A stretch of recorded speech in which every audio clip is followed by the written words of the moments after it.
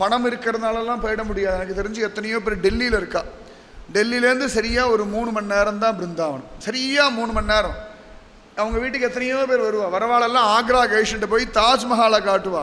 தாஜ்மஹால்லேருந்து பார்த்தா ஒரு 1 மணி நேரம் தான் பிருந்தாவனம். ஆனால் போக முடியாது. எத்தனையோ பேர். இப்போ கூட நான் ட்ரெயினில் இவ்வளோ போயிட்டு இருக்கும்போது திருவனந்தபுரம் வந்துரும்போது ஒருத்தரை பார்த்தேன். டெல்லியிலேருந்து குருவாயூர் வந்திருக்கார். அழகாக டெல்லியிலேருந்து திருப்பதி வந்திருக்கார். நான் பிருந்தாவனம் போயிருக்கீங்களா கிடையாது, வரைக்கும் போனதில்லை சார் அப்படின்னு சொல்லி. டெல்லியில் எத்தனை வருஷமாக இருக்கீங்க? 50 வருஷமாக இருக்கேன்றார். அவருக்கு வயசு இப்போ 75 வயசு. டெல்லியிலேருந்து பாகவதம் வாசிக்கிறதுக்கு திருப்பதி வந்திருக்கார். அங்கேருந்து திருப்பி குருவாயூர் போகிறார். நான் கேட்ட தாஜ்மஹால் போயிருக்கேன். அது பல தடவை போயிருக்கேன். அங்கே பக்கத்தில் தானே, பார்க்கலாம், இனிமேலாவது போகணும் அப்படின்னு சார். எனக்கு அழுக வந்துடுது. டெல்லியில் இருந்துட்டு பிருந்தாவனம் போய் பார்க்கலை அப்படின்னா, மதுரையில் இருந்துட்டு மீனாட்சியை பார்க்கலை, கல்லழகரை தெரியாது, கூடல் அழகரை தெரியாது, தூத்துக்குடியில் இருந்து நவதிருப்பதியா தெரியவே தெரியாது அப்படின்னா எவ்வளவு பயங்கரமோ அதை விட பயங்கரம். ரொம்ப கஷ்டம். அதனால் அந்த பிருந்தாவனம் போகணும் அப்படின்னா பிரார்த்திக்கணும். முக்கியமாக ராதிகா ராணியுடைய ஆசீர்வாதம் இருந்தால் தான் பிருந்தாவனத்துக்குள்ளே நுழைய முடியும். ராதிகாவுடைய பக்தர்களுக்கு தான் பிருந்தாவனம். அத்தனை ஆச்சரியம். அந்த பிருந்தாவனத்தில் கண்ணன் அழகாக அப்படி வலம் வந்துட்டான். யமுனை ஆற்றங்கரில் அப்படி எல்லாரும் விஸ்ராந்தியாக அப்படி உட்கார்ந்தார்கள் நடந்த கலப்பு போக. அப்போ தேவதாஸ்திரிகள் எல்லாம் கோபிகைகளை பார்த்தாக இவர்களை போல பாக்யவான்கள் உண்டோ, இவர்கள் அல்லவா பாக்யசாலிகள் நினச்சாலாம்.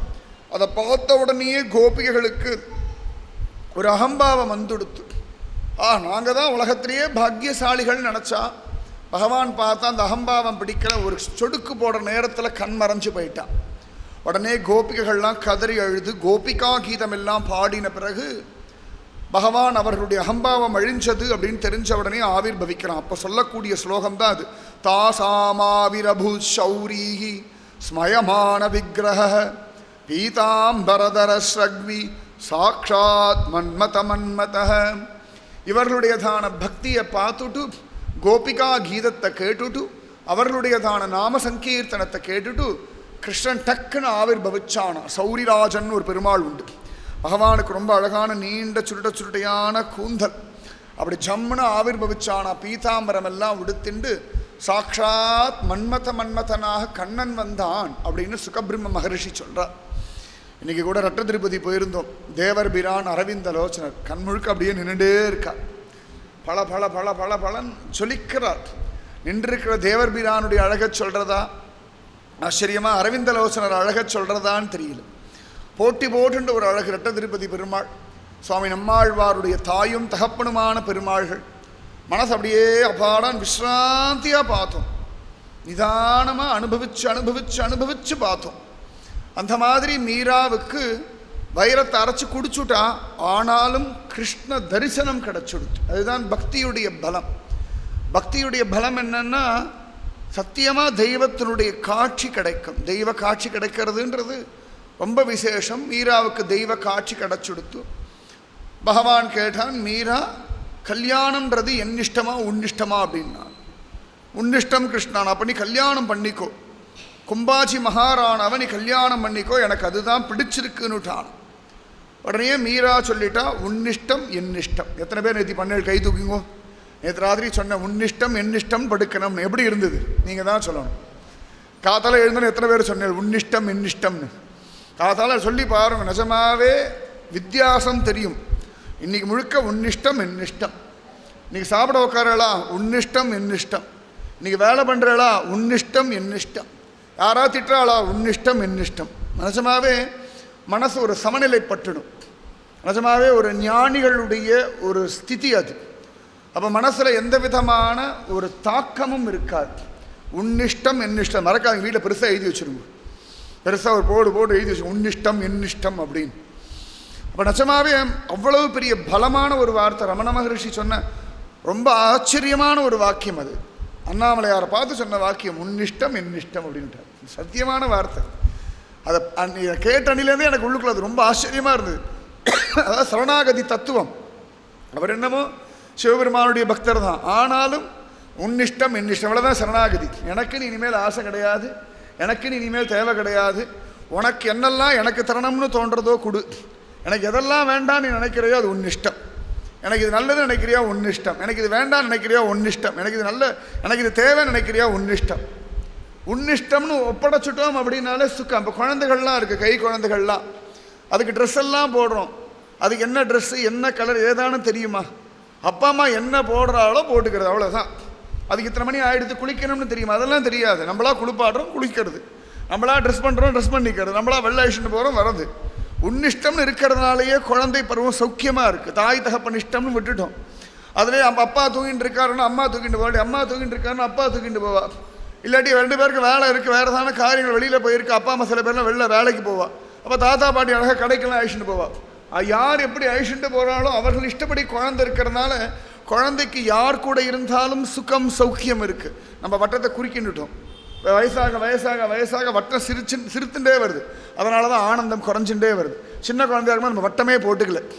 யார் எப்படி கொடுக்குறாலும் சந்தோஷம், யாராவது விளையாடுறாலும் சிரிப்போம். அவள் ஜாதி என்ன, குலம் என்ன, வயசு என்ன, பணம் என்ன, படிப்பு என்ன, அவள் யாராவது நம்மளை ஏதான விளையாட்டு காட்டுறான்னா உடனே குழந்தை சிரிக்கும். இவா யார், இவாகிட்ட சிரிக்கலாமா கூடாதா, இவதுக்கு என்ன விளையாட்டு காட்டணும், அதெல்லாம் கவலையே படாது. வட்டம் பெருசாக இருக்கிறதுனால உலகமே அதுக்கு சொந்தம். நம்ம வயசாக வயசாக வட்டம் குறுகிறது, நமக்கே நம்ம சொந்தம் இல்லாமல் போயிட்டு இருக்கோம். இந்த வட்டம் பெருசாகணும். மீரா அழகா சொல்லிட்டா, கிருஷ்ணா உன்னிஷ்டம் இனி என்னிஷ்டம் அப்படின்னுட்டா. எப்பொழுதும் இருக்கிறவள் தான். ஆனால் இந்த ஒரு விஷயத்தில் கல்யாணம் வேண்டாம் அப்படின்னு அவளா ஒரு தீர்மானம் பண்ணிட்டா.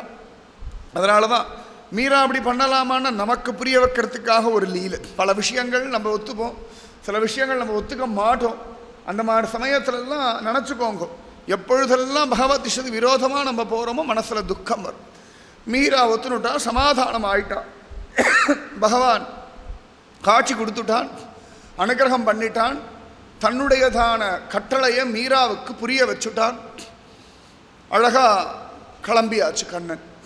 மீரா கண்ணை முழிச்சு பார்த்தா உயிர் போகலை. வைரம் சாப்பிட்டும் உயிர் போகாமல் இருக்குமான்னா அதெல்லாம் பகவான் எப்போ நினைக்கிறானோ அப்பொழுதுதான் உயிர் போகும். நினச்சபடியெல்லாம் உயிர் போயிட முடியாது. பீஷ்மருக்கே அவரோட அப்பா இச்சா மிருத்யுன்னு ஒரு வரம் கொடுத்தார். இச்சா மிருத்யும்னா அவராக நினச்சாதான் அவருக்கு மரணம் வரும், யார் நினச்சோ அவருக்கு மரணம் வராது.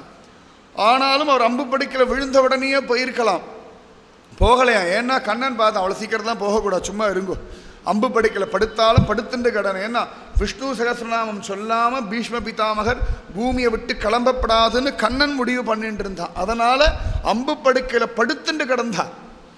பகவான் நினச்சிருந்தானா ஒரு க்ஷணத்தில் அவரை சரி நீ போய்க்கோ, அம்பு படுக்கையில் படுத்துட்டு கஷ்டப்பட வேண்டாம்னு சொல்லியிருக்கலாம். அவர் விஷ்ணு சகஸ்ரநாமன்ற ஒரு விஷயத்தை நமக்கெல்லாம் கொடுக்கணும்னு தெய்வ சங்கல்பம் பண்ணிடுத்து. அதனால் உயிரோடு இருந்திருக்க வேண்டியதான அவசியம் வந்துடுத்து. எத்தனையோ சந்தர்ப்பங்களில் விவேகானந்தருக்கு உயிர் போயிருக்க வேண்டியது, அத்தனையும் தாண்டி பாரத தேசத்துடைய பெருமையை நிலைநாட்டுறதுக்காக அவர் இருக்க வேண்டிய கட்டாயம் இருந்தது. அதுபோல மீரா நினச்சி மீரா சாக முடியலை, கண்ணன் காப்பாற்றி கொடுத்துட்டான். மீரா இப்போ கொஞ்சம் சமாதானமாயிட்டான். அவள் பாட்டுக்கு பூஜை புனஸ்காரம் இப்படி இருந்துட்டுருக்கா. தாத்தா பார்க்குற குழந்தை கொஞ்சம் சமாதானமாயிட்டா அப்படின்னு சந்தோஷப்பட்டா. பந்துக்கள் எல்லாம் அதெல்லாம் அப்படி தான், கொஞ்ச நாள் ஆச்சுன்னா சரியாக போயிடும் அப்படின்னு நினச்சிட்டு இருந்தா. கல்யாண நாளும் வந்துடுத்து. அழகா ராணா அவனுடைய பரிவாரங்கள் எல்லாம் வந்தாச்சு, அவனுடைய பந்துக்கள் எல்லாம் வந்தார்கள். மீராவுக்கு ரொம்ப அழகாக அலங்காரம் பண்ணுறா. மீராவுக்கு அலங்காரம் பண்ணும் பொழுது அவளுக்கு கிருஷ்ணனோட கல்யாணம் இதுதான் மனசில். உலகத்தை பொறுத்த வரைக்கும் அவள் ராணாவுடைய பத்தினி, அவள் ஹிருதயத்தை பொறுத்த வரைக்கும் அவள் கிருஷ்ண பத்தினி, அவ்வளோதான். மனசு தானே, மனசில் இருக்க விஷயங்கள் உலகத்தில் யாருக்கும் தெரிய போகிறது கிடையாது, ஒருத்தருக்குமே அது புரியவும் புரியாது இல்லையா. அதனால தான் சொல்கிறோம் பக்தி ரொம்ப சுலபம். ஏன்னா அது மனசு சம்பந்தப்பட்ட விஷயம், வெளி வேஷம் கிடையாது. வெளியில் யாருக்கும் நம்ம பக்தைகள் அப்படின்னு நிரூபணம் பண்ண வேண்டிய அவசியமே இல்லை. உங்கள் மனசுக்குள்ளே நீங்கள் பாட்டுக்கு பகவானை நினைக்கலாம். இது கணவனுக்கும் தெரியாது, அம்மா அப்பாவுக்கும் தெரியாது, பந்துவுக்கும் தெரியாது, மற்றவர்களுக்கும் தெரியாது. நம்ம பாட்டுக்கு பகவானை நினைக்கலாம், நம்ம பாட்டுக்கு நாம ஜபம் பண்ணலாம். சில வீடுகளெல்லாம் டிவி பார்க்க பிடிக்காது, இருந்தாலும் நீ கூட உட்காந்து டிவி பாருன்னு சொல்லுவார்கள். கண்ணு பாட்டுக்கு பார்க்கணும், தலையை பாட்டுக்கு ஆட்டணும், உள்ளுக்குள்ளே பாட்டு கிருஷ்ணா கிருஷ்ணான்னு சொல்லிதான் யாருக்கு தெரிய போகிறது, யாருக்கு தெரிய போகிறது. ரொம்ப நன்னா இருக்கு இல்லையா ப்ரோக்ராம், ஆமாம் மண்டையை ஆட்டிக்கணும், அவ்வளோதானே. இந்த பும்பு மாடு கணக்காக அப்படி தலையை ஆட்டினா போதும், அதுக்கு மேலே வேறு என்ன அவசியம் இருக்குது சொல்லுங்க. எதான கல்யாணத்துக்கெல்லாம் போகிறலாம் எல்லாரும் தான் பேசுகிறேன், தலையை ஆட்டி வைங்கோ. மனசுக்குள்ளே கிருஷ்ணாராமா கோவிந்தான் நாமத்தை சொல்லிட்டு எத்தனை மூர்த்தி இருக்குது தியானம் பண்ணுறது. வைகுண்டபதி இருக்கா, நவதிருப்பதி பெருமாள் இருக்கா, ஆண்டாள் இருக்கா, எப்படிதோ என்ன தோன்றது. சில திடீர்னு யாராவது ஒருத்தர் நான் மதுரையிலேருந்து வரேன் அப்படின்னா உடனே கல்லழகர் நினச்சின்னு உட்காந்துருங்க, அவ்வளோதானே. அவள் வெட்டி கதையே பேசணும், மண்டையை ஆட்டுங்க, அவ்வளோதானே. மனதுக்குள்ள கல்லழகா கல்லழகா மதுரையா கல்லழகரா அவள் எதான பேசினாலும் நீங்கள் கல்லழகர் பார்த்துருக்கலாம், ஆற்றுல இறங்குறத பார்த்துக்கலாம், அப்படி நம்ம மாற்றிட்டு போயிடணும். அவள் பேசுகிறத 2 நிமிஷம் கேட்கணும், அதுக்கப்புறம் 20 நிமிஷம் நம்ம அவளை கேள்வி கேட்க ஆரம்பிச்சோம். கல்லழகரை பார்த்துருக்காளா, கூடல் அழகரை பார்த்துருக்காளா, திருப்புள்ளாணி போயிருக்காளா, இப்படியெல்லாம் கேட்க ஆரம்பிச்சிட்டோம்னா 2 நிமிஷத்துக்கு மேலே அவள் தாங்க மாட்டா, தானே எழுந்து போயிடுவா. என்ன இங்கே உட்காந்து கோவில் கதையை பேசிட்டு இருக்கான்னு தானா சுய அனுபவம் தான் வச்சுக்கோங்களேன். எங்கே போனாலும் யாரும் நமக்குன்னு மாட்டுவா. இந்த ட்ரெயின்லலாம் போனோம்னா கூட யாராவது ஒருத்தர் ஏதான வெட்டி கதை பேச ஆரம்பிப்பா. உடனே எந்த ஊர் ஏதுன்னு கேட்பேன். அதான் சொன்னேன், இப்போ கூட சொன்னேன் ஒருத்தர் டெல்லிக்காரர் அப்படின்னு. அவர் தற்பெருமையாக பேசிட்டுறார், தாங்க முடியாமல் தான் பிருந்தாவனம் போயிருக்காளா அப்படின்னு. உடனே அவர் டாப்பிக்கை மாற்றி அவர் எழுந்து போயிட்டார். அவ்வளோதான். பகவத் விஷயமாக பேச ஆரம்பிச்சிட்டோம்னா தேவையில்லாத விஷயங்கள்லாம் நம்மளை விட்டு தானாகவே ஒதுங்கும். அதுதான் பெரிய பாக்கியம், பெரிய ஒரு அனுகிரகம். அது மீரா அந்த மாதிரி பகவத் தியானத்தில் இருக்கா. சொந்தக்காரெல்லாம் வந்து அவரிடத்துல பேசுகிறா. ஆனால் அவன் மனசுக்குள்ள கிருஷ்ண தியானம், கிருஷ்ண பஜனை, கிருஷ்ணநாம சங்கீர்த்தனம். நம்ம மனசு சந்தோஷமாக வாழணும், அவ்வளோதான் முக்கியம். உலகம் நம்மளை பற்றி என்ன அபிப்பிராயம் வச்சுன்னு இருக்குன்னு நம்ம வாழ ஆரம்பித்தோன்னா ரொம்ப கஷ்டம். உலகத்தை பற்றி நமக்கு என்ன கவலை? ஊரோடு ஒட்டி வாழணும், உலகத்தோடு கூடி வாழணும். ஆனால் அதுக்காக நம்முடையதான ஆனந்தத்தையோ நம்முடையதான கொள்கைகளையோ நம்முடையதான அடிப்படை லட்சியங்களையோ விட்டுட்டு உலகத்துக்காக வாழ வேண்டிய அவசியம் சத்தியமாக கிடையவே கிடையாது, ஒரு நாளும் கிடையாது. அழகாக கல்யாண ஏற்பாடெல்லாம் ஆயாச்சு, முகூர்த்த நேரம் வந்தாச்சு. அழகாக மீரா தன் மடியில் தன்னுடைய கிருஷ்ணனை வச்சுன்னு இருக்கா. எல்லாரும் கிண்டல் பண்ணுறா, என்னடி இது மடியில் கிருஷ்ணன் அப்படின்னு. மீரா அதுக்கெல்லாம் பதில் சொல்ல, ஆமாம் மடியில் கிருஷ்ணன், அவ்வளோதான். திரும்பி அதையே பதிலாக சொல்லிட்டேன், என்னடி மடியில் கிருஷ்ணன், ஆமாம் மடியில் கிருஷ்ணன், அவ்வளோதான். சில பேரிடத்துல கேட்போம், ஏன் லேட்டு, நான் லேட் ஆகிடுத்துன்னுவா. இது பதிலாக நம்ம கேட்ட கேள்வியே திரும்பி பதிலாக சொல்லுவா. ஏன் லேட்டுனா லேட் ஆகிடுத்து குருஜி அப்படின்னா, லேட் ஆனதுன்னு தெரிஞ்சு தான் நம்ம கேட்குறோம். ஆனாலும் ஏன் லேட்டுனா லேட் ஆகிடுத்துன்னுவா. அந்த மாதிரி சில விஷயங்கள்லாம் கேள்வியே பதிலாக சொல்லிடணும். இன்னும் மடியில் கிருஷ்ணன், ஆமாம் மடியில் கிருஷ்ணன், முடிஞ்சு போயிடுது. அதுக்கப்புறம் பதில் பேச மாட்டார்கள் பாரு. இதெல்லாம் உலகத்தில் மனிதர்களை சமாளிக்கிறதுக்கான ரகசியங்கள், அதெல்லாம் பக்தாளுக்கு மட்டும்தான் தெரியும். மற்றவாளாக இருந்தால் மடியில் கிருஷ்ணன் என்ன தப்பு, உனக்கு ஏன் கோவம், நம்ம எப்படியா 10 கேள்வி கேட்டு சண்டே ஆகிடும். ஆமாம் மடியில் கிருஷ்ணன், இது எங்களுக்கு தெரியாதா அப்படின்னா, உங்களுக்கு தெரியறதா, திருப்பி அதையே கேள்வி கேட்டுருணும். அவள் கேள்வியே பதிலாக சொல்லிடணும், அவள் கேட்ட கேள்வியை திரும்பி எதிர்கேள்வியாக சொல்லிட்டோம். பெண்பிள்ளை ரகசியம் அப்படிதானே. அழைத்து வருகிறேன் என்றேனோ அக்ரூரரை போலேன், அவர் ஏண்டி போகலாமோன்னு கேட்டதுக்கே எதிர்கேள்வி கேட்டுதானே அவள் பதில் பேசுகிறார். ராமானுஜர் திரும்பி பேசவே இல்லையே. இவர் ஒரு கேள்வி கேட்டால் 81 எதிர்கேள்வி இவள் கேட்டுட்டா, ராமானுஜர் திரும்பி பேசவே இல்லை இல்லையா. அந்த மாதிரி இதெல்லாம் பக்தி பண்ணால் வரக்கூடிய குணங்கள். அந்த மாதிரி மீற ஆமாம் மடியில் கிருஷ்ணன் அப்படின்னுட்டா. எதுக்கடி மடியில் கிருஷ்ணன், மடியில் கிருஷ்ணன் தான் நல்லது அப்படின்னுட்டா. அழகாக மீரா கையில் மாலையை கொடுத்து ராணா கழுத்தில் போடுமா, மாப்பிள்ளை கழுத்தில் போடு அப்படின்னுட்டா. மீரா பார்த்தா தன் கிருஷ்ணன் கழுத்தில் மாலையை போட்டுவிட்டா. அவளுக்கு அவள் கிருஷ்ணன் தானே மாப்பிள்ளை. உடனே அடி மாப்பிள்ளை அங்கே இருக்கார் சிரிச்சா. உடனே ராணா சொன்னான், பரவாயில்ல இருக்கட்டும், பரவாயில்ல, அதனால் என்ன, நான் அவள் கழுத்தில் மாலையை போட, அவனே வந்து மாலையை போட்டுவிட்டான். ஆக மொத்தத்தில் ஒரு வழியாக கல்யாணம் எல்லாம் ஆச்சு. அழகாக உடனே ஊருக்கு கிளம்புறான் ராணா. மீராவுக்கு அழகாக நிறைய சீதனம் எல்லாம் கொடுத்துருக்கார் தாத்தா. மீரா ஆனந்தமாக பகவன் நாமத்தை ஜெபிச்சுட்டுருக்கா. அவளுக்கு கல்யாணம் ஆயிருக்கு. அந்த ஒரு கவலையிலோ பயமோ ஒரு உற்சாகமோ குதூகலமோ எதுவுமே இல்லை. அவள் சாதாரணமாக இருக்கா. ரொம்ப கஷ்டம், அது ரொம்பவே கஷ்டம். வாழ்க்கையில் நம்ம சம்மந்தப்பட்ட நிகழ்ச்சிகள் நடக்கும் பொழுது நமக்கு துக்கமோ அழுகையோ சந்தோஷமோ அதிகமாக வரும். அந்த மாதிரி சமயத்துலையும் யாருக்கோ நடக்கிற மாதிரி உட்காந்துட்டு இருக்காளாம். எத்தனையோ கல்யாணத்துக்கெல்லாம் போவோம், அழகாக உடனே மாங்கல்ய தாரணமாகும், உடனே கடகடன்னு போவோம், அக்ஷதையை போடணும், பிரசண்டை கொடுக்கணும், கங்கராட் சொல்லணும், சாப்பிடணும், கீழே போயிட்டே இருக்கணும், அவ்வளோதான். நம்ம அதே மேலே வேறு தானே பெரிய பற்றுதல் இருக்கா சொல்லுங்கள்? ஒன்றும் கிடையாது. அந்த மாதிரி மீரா தன் கல்யாணத்தை தானே அப்படி தான் இருக்கா. எல்லாரும் வரா, சௌக்கியமா சௌக்கியம், அவ்வளோதான். அழகாக கிளம்பியாச்சு. தூதாராவ் கிளம்பும் பொழுது பல்லக்கில் உட்காந்துட்டு இருக்கா மீரா. அம்மா குழந்தை ஜாக்கிரதையாக பார்த்துக்கத்து நடந்துக்கோடி, ஏதோ அவசரப்பட்டுட்டேன் போல இருக்கும் கல்யாணத்தில், கொஞ்சம் நிதானமாக இருந்திருக்கலாமோ, உனக்கு தான் கல்யாணத்தில் ருச்சி இல்லையே அப்படின்லாம் பேசினார். மீரா சிரிச்சா. எல்லாம் முடிஞ்ச பிறகு என்னதான் அதை பேசின்னு இருக்காய், எல்லாம் முடியறதுக்கு முன்னாடி பேசினா நியாயம், எல்லாம் முடிஞ்சாச்சு, கல்யாணம் பண்ணி கொடுத்தாச்சு. உலகத்தை பொறுத்த வரைக்கும் நான் ராணாவுடைய மனைவின்னு தெரிஞ்சாச்சு. இனிமேல் இதை பற்றி பேசி பிரயோஜனம். நிறைய விஷயங்கள் முடிஞ்ச பிறகு தான் நம்ம எல்லாம் ஆலோசனை பண்ணிட்டு இருக்கோம். அவசியமே கிடையாது. முடிஞ்சாச்சா அதுக்கடுத்து என்ன உண்டோ பார்த்துட்டு போயிட்டே இருக்கணும்.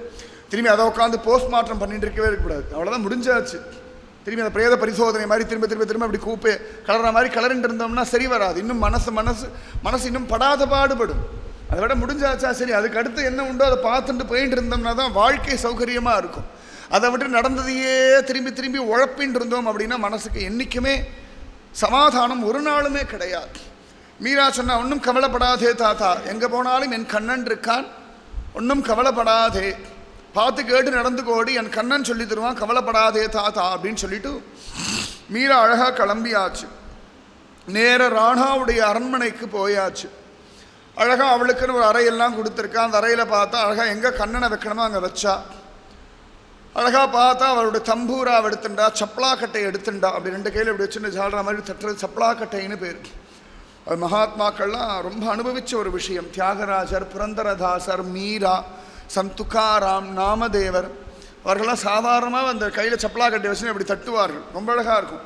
அது சரியாக சொல்லணும்னா வடக்கில் ரொம்ப சாதாரணமாக வாளுக்கு வரும். ரொம்ப சாதாரணமாக அந்த கையில் 2 கட்டையை வச்சுட்டு ஒரு தாளம் போடுண்டு, அதுலேயும் சப்பலாக்கட்டைக்கு நிறைய கதைகள்லாம் உண்டு. சந்த் துக்காராம் சரீரத்தோட வைகுண்டம் போனார்.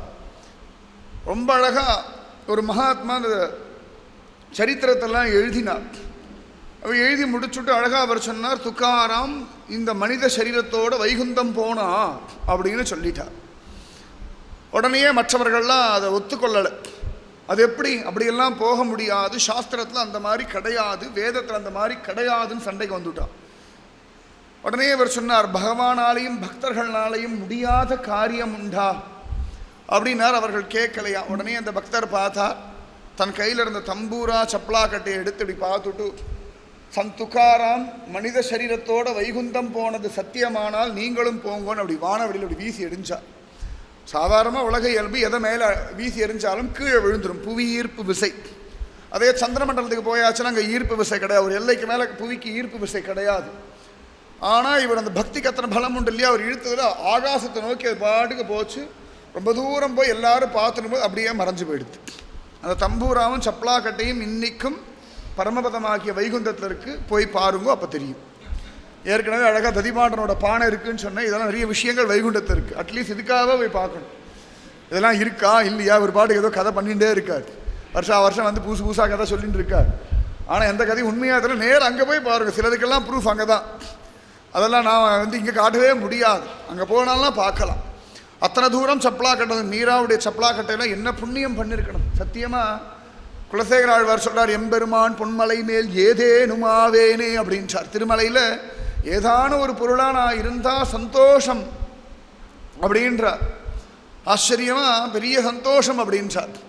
அதை விட பெரிய சந்தோஷம் எதுன்னா பக்தர்கள் வீட்டு சம்பந்தப்பட்ட விஷயமா இருக்கிறது. ஒரு இடத்துல சுவாமி ஆளவந்தார் சொல்கிறார், பக்தர் வீட்டு சாக்கடையில் நெளியக்கூடிய ஒரு புழுவாக இருந்தால் கூட எனக்கு பரமபாக்கியம் அப்படின்றார். எனக்கு பெரிய பக்தனாக இருக்கணும் இல்லையோ, பக்தர் வீட்டில் தான் சாக்கடை இருக்கும் எல்லார் வீட்லேயும், அதில் ஒரு புழுவாக இருந்து பக்தர் வீட்டு சாக்கடையில் ஒரு புழுவாக இருந்தால் கூட எனக்கு நல்ல கதி கிடச்சிடும் அப்படின்றார்.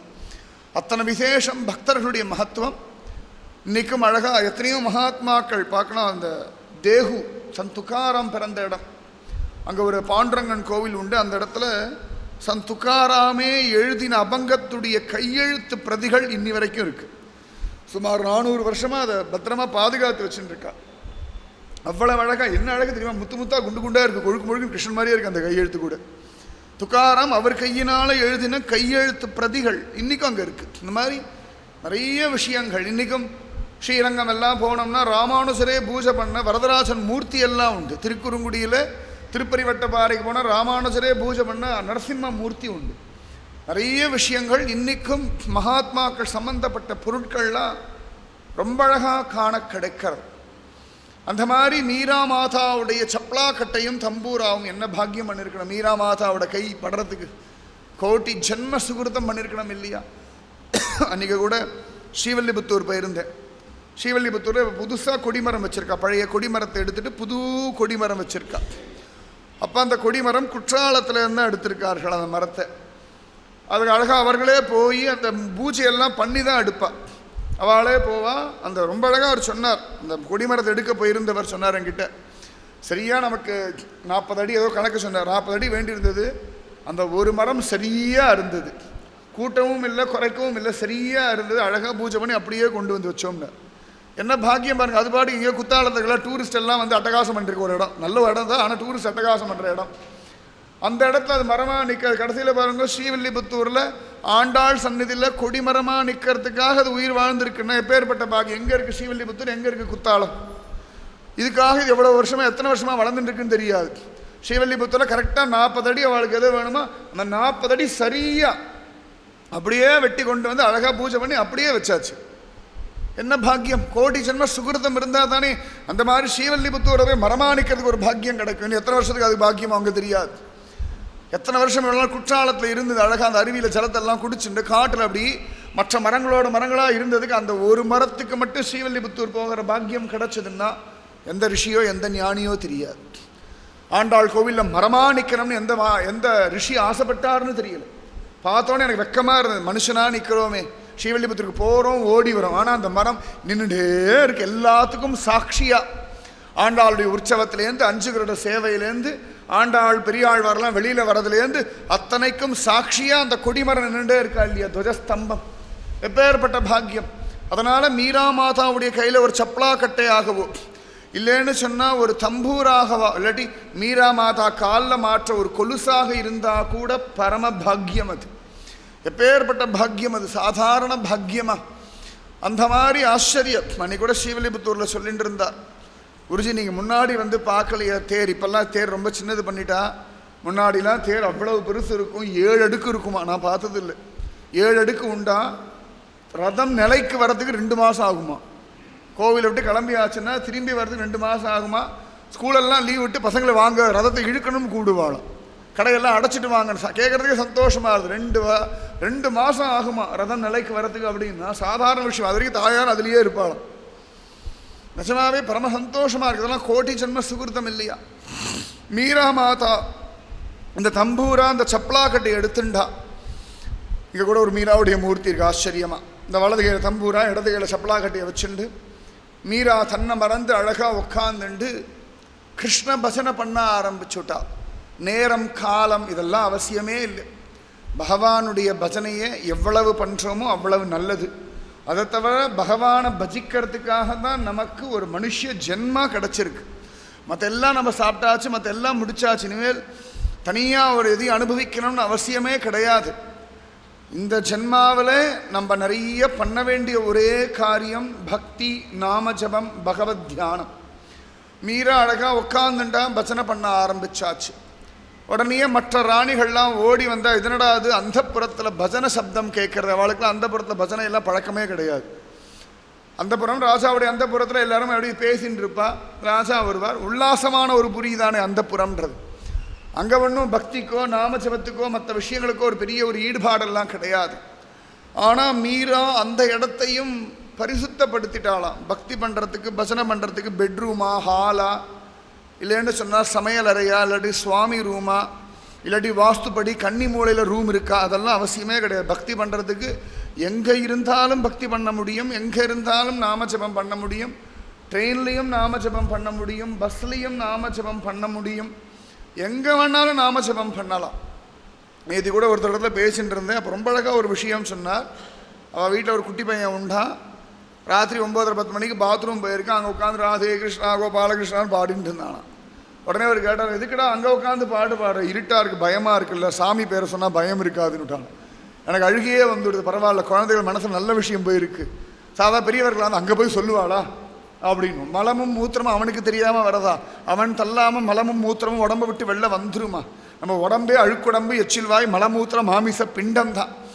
நிஜமாவே குழந்தைக்கு யதார்த்தமாக அது புரிஞ்சு விடுதா. ரொம்ப அழகாக சொல்லிவிடுதான்.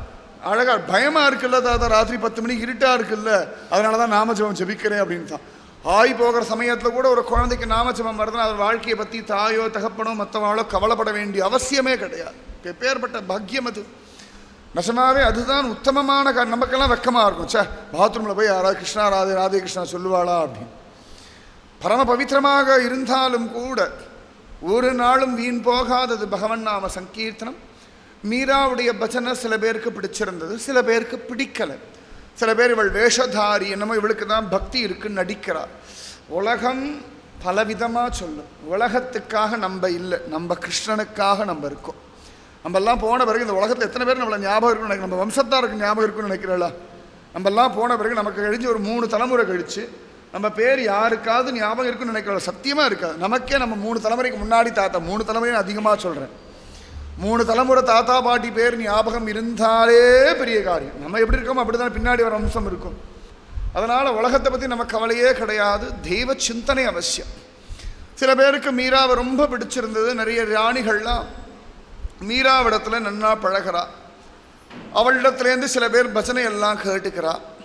சில பேர்லாம் வந்து அம்மா பக்தியெல்லாம் வேணுமா, அதுக்காக அந்த புறத்தெல்லாம் பக்தி பண்ணக்கூடாதுமா, அதுக்கெல்லாம் சுவாமி அறை இருக்குது, அங்கே போய் பண்ணலாம், பெட்ரூம்லலாம் பண்ணால் பகவானுக்கு பிடிக்காது, இதெல்லாம் தெய்வத்துக்கு அபச்சாரம். அவளுக்கு தெரிஞ்சதை சொல்லத்தானே செய்வா, யாருக்கும் ஒன்றும் ஒழுங்காக தெரியாது. ஆனால் இது தப்பு, அதாவது இதை பண்ணுன்னு சொல்கிறதுக்கு ஆளு, இதை பண்ணாத குத்தம், இதை பண்ணாத குத்தம், இதை பண்ணாத குத்தம், கோவிலுக்கு இப்போ போகாத குத்தம், கோவிலுக்கு இப்போ போ நல்லதுன்னு சொல்ல மாட்டான், கோவிலுக்கு இப்போ போகாத குத்தம், வீட்டில் யாரும் மரணம் அடைஞ்சினாலும் ஒரு வருஷம் போகக்கூடாது குத்தம், இப்படியே தான் சொல்லுவாள். வழியே இப்போ போனால் நல்லதுன்னு சொல்கிறதுக்கு ஆள் கிடையாது உலகத்தில். மீரா அதெல்லாம் கவலைப்படலை.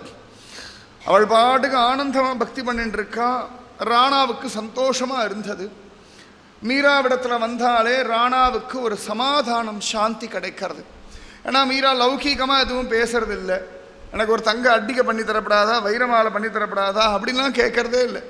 இப்போ வந்தான்னா எழுந்துப்பா, அழகாக உட்காருங்க சுவாமின்னா உட்காந்துப்பான், நான் அழகாக பாடுறேன் கேட்குறாளான்னா சரின்னு உடனே கோபிகா கீதம் பாடுவா, இல்லாட்டி சமயத்தில் பகவத்கீதை பாராயணம் பண்ணுவா, சமயத்தில் உட்காந்து பஜனை பண்ணுவா, இல்லாட்டி அழகாக தானே பிரசாதம் கொண்டு வந்து கொடுப்பா. இன்றைக்கி என்ன விசேஷம்னா இன்றைக்கி ரோஹி நட்சத்திரம், கிருஷ்ணன் பிறந்த நட்சத்திரமாச்சு, அதனால் நிவேதனம் அப்படின்னுவா, ஏதானு சொல்லிட்டு இருப்பா. அதுவே அவனுக்கு சமாதானம், ஒரு சாந்தி. ஆனாலும் லௌகீகமாக ஒரு மனைவி ஒரு கணவனிடத்தில் நடந்துக்கிற மாதிரி மீரா நடக்கலை. அது ஒரு துக்கம் அவருடைய மனசுக்குள்ளே இருக்குது. ஆனாலும் சரி, காலம் போக போக சரியாயிடுவாள் அப்படின்னு நினச்சிட்டு இருந்தான்.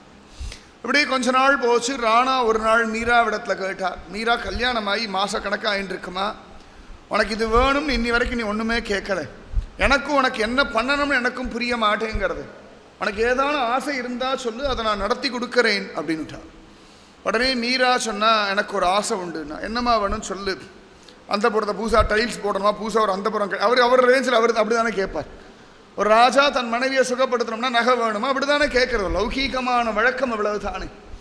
அந்த மாதிரி கேட்டால் மீரா சிரிச்சா, அதெல்லாம் நிறையவே இருக்குது, அதெல்லாம் வேண்டவே வேண்டாம், இதுக்கு மேலே இதுவே ஜாஸ்தி, இதுக்கு மேலே அதிகமாச்சுன்னா சந்தோஷம் இல்லை, நிம்மதி கிடையாது, அதனால் சத்சங்கம் வேணும், மகாத்மாக்களுடைய சங்கம் கிடச்சுடுத்து அப்படின்னா அது பெரிய பாக்கியம். அந்த புறத்தில் சத்சங்கம் ஒன்றும் இல்லை. உடனே ராணாசன், அதுக்கு என்னம்மா நாளையிலேருந்து யாராவது ஒருத்தர் உபன்யாசத்துக்கு ஏற்பாடு பண்ணிவிடுவோம் அப்படின்னா. மீரா சிரிச்சா, மகாத்மாக்களை போய் நம்ம தரிசனம் பண்ணணும், நம்ம இடத்துக்கு கூப்பிட்டு உட்கார தான் சரி வராது. அந்த மாதிரி இல்லாட்டி யாராவது ஒருத்தர் பணத்துக்காக கதைகள்லாம் சொல்கிறா அப்படின்னா அதில் சாரம் இருக்காது. பாகவதத்துடைய மகாத்மியம்னு ஒன்று உண்டு, ஸ்கந்த புராணத்தில் இருக்குது. அதெல்லாம் நாரத மகரிஷி சொல்கிறார், அவர் பூமியை பார்க்க வராராம், கோவில்கள் எல்லாம் போகிறார், அங்கே கோவில்களில் பூஜை பண்ணப்பட்டவாள்லாம் பணத்துக்காக பூஜை பண்ணுறதுனால பூஜையுடைய சாரம் போயிடுத்து. சரி, எங்கேயோ சத்சங்கம் உபன்யாசம் நடக்கிறதுன்னு போனாராம், அங்கே போனால் பைசாவுக்காக கதை சொல்கிறார், அதனால் கதையுடைய சாரம் போயிடுத்து. அப்படி ஒவ்வொன்றா போயிடுத்து, என்ன பண்ணுறதுன்னு தெரியாமல் கடைசியில் பிருந்தாவனம் போனேன் அப்படின்ச்சா. பக்திக்காக பகவானுக்காக விஷயம் சொல்லும் பொழுதுதான் அது ஒரு சாரம் இருக்கும். ஒரு பணம் சம்பாதிக்கிற ஒரு தொழிலாக வச்சுட்டு சொற்பொழிவு பண்ண ஆரம்பித்தோம் அப்படின்னா கேட்குறவாளுக்கு ஒரு 2 மணி நேரம் பொழுது போகும், சொல்கிறவாளுக்கு பணம் வரும். ஆனால் ஆத்மாவுக்கு நல்ல கதி கிடைக்குமான்னா அது பெரிய சந்தேகம்தான். அதில் கேரண்டியாக நல்ல கதி உண்டுன்னு யாராலையும் சொல்ல. ஏன்னா வியாபாரம் ஆகிடுறது இல்லையா, வியாபாரம் பண்ணும்பொழுது அதில் ஒரு பெரிய ஒரு சந்தோஷம் ஒன்றும் கிடைக்காது. பக்திக்காக பக்தி பண்ணும்போது சந்தோஷம். இப்போ 5 கரட சேவை பண்ணுறோம், வைகுண்டபதி அழகாக பண்ணிக்கிறார், தன் பெருமையை உலகத்தை நிலநாட்டணும் பண்ணிக்கிறாரா, நமக்காக பண்ணுறார், நமக்கு சந்தோஷமாக இருக்குது. அந்த மாதிரி பக்தி விஷயங்கள் பஜனை விஷயங்கள் எல்லாம் ஆத்மார்த்தமாக இருந்ததுன்னா கேட்குறவாளுக்கும் சந்தோஷம், சொல்கிறவாளுக்கும் சத்கதி. பணம்ன்ற ஒன்று அடிப்படையாக கொண்டு பண்ணக்கூடிய காரியங்களில் ஒரு நாளும் சமாதானம் சாந்தி நிம்மதி கிடையவே கிடையாது. வேலைக்கெல்லாம் போகிறோம், என்ன பெரிய சமாதானம் சாந்தி இருக்குது சொல்லுங்கள், கொடுக்குற பணத்துக்கு அவன் என்ன சொன்னாலும் தலையாட்ட வேண்டியிருக்கு, அவள் சொல்கிற பைத்தியகாரத்தனங்கள்லாம் பண்ண தானே வேண்டி இருக்குது. ஏன்னா பணம்ன்ற ஒன்று அடிப்படையாக கொண்டு. இப்போ ஆழ்வார்த்தனை போய் நம்ம ஆழ்வாரை பார்க்குறோம், பணத்தை அடிப்படையாக கொண்டு நம்ம ஆழ்வாரை பார்க்குறோமா? கிடையாது. பணத்தை அடிப்படையாக கொண்டு ஆழ்வார் ஆசீர்வதிக்கிறாரா? சத்தியமாக கிடையாது. அதனால் ஆத்மார்த்தமான விஷயங்கள். மீரா சொன்னால் மகாத்மாக்கள் பல திவ்ய தேசங்கள்லாம் இருக்கா. அழகா பண்டரிபுரம் இந்த மாதிரி உத்தமமான பகவானுடைய கோவில் கொண்டிருக்க இடங்கள்லாம் இருக்குது, அதெல்லாம் போய் பார்க்கலாம். அங்கெல்லாம் நிறைய மகாத்மாக்கள் இருப்பான், நிறைய பாகவதர்கள் வருவார்கள். அவர்களோடு சேர்ந்துண்டு ஆனந்தமாக பஜனை எல்லாம் பண்ணோம்னா அதுதான் பரமசத் சங்கம். அதுதான் ஜீவனுக்கு சத்கதி. ஆதிசங்கரனும் அதுதான் சொல்லியிருக்கார். சத்சங்கத்வே நிஸ்ஸங்கத்வம், நிஸ்ஸங்கத்வே நிர்மோகத்வம், நிர்மோகத்வே நிச்சலதத்வம், நிச்சலதத்வே ஜீவன் முக்தி. சம்சாரே அஸ்மின் க்ஷணார்தோ அப்படி சத்சங்க சேவதிகி நிருணா. பாகவதத்தில் சொல்கிறார், ஒரு அரைக்ஷணம் நமக்கு நல்ல மனுஷாளோட ஒரு சங்கம் கிடச்சுடுத்து அப்படின்னா அதுவே நம்ம வாழ்க்கையே நல்ல கதி கழிச்சுட்டு போயிடும் அப்படின்னு சொல்கிறார். சம்சாரே அஸ்மின் க்ஷணார்தோ அப்படி சத்சங்க சேவதிகி நிருணா. பாகவதத்தில் சொல்கிறார், ஒரு அரைக்ஷணம் நமக்கு நல்ல மனுஷாளோட ஒரு சங்கம் கிடச்சுடுத்து அப்படின்னா அதுவே நம்ம வாழ்க்கையே நல்ல கதி கழிச்சுட்டு போயிடும் அப்படின்னு சொல்கிறார். மீரா இதெல்லாம் சொன்ன உடனே ராணா வாஸ்தவம்மா, எனக்கும் எப்போ பார்த்தாலும் ஒரு காலத்தால் எழுந்ததுலேருந்து ராத்திரி தூங்குற வரைக்கும் ராஜ்யத்தை கவனிக்கிறதே வேலையாக இருக்குது. எந்த ராஜாவை அடிக்கலாம், நாட்டில் எவ்வளவு தனம் இருக்குது, இன்றைக்கி டேக்ஸ் வந்ததா, நீ யார் திருடினா அவனுக்கு என்ன தண்டனை கொடுக்கலாம், இதே தான் ரொம்ப கஷ்டம். ராஜாங்கத்தை நடத்துறதுன்னு பெரிய காரியம். அதனால் கொஞ்ச நாள் ஆகட்டும், என் தம்பி ஜெயமல் அவனிடத்தில் ராஜ்ய பொறுப்பு ஒப்படைச்சுட்டு நான் அழகாக உன்னோட க்ஷேத்ராடனம் வரேன்,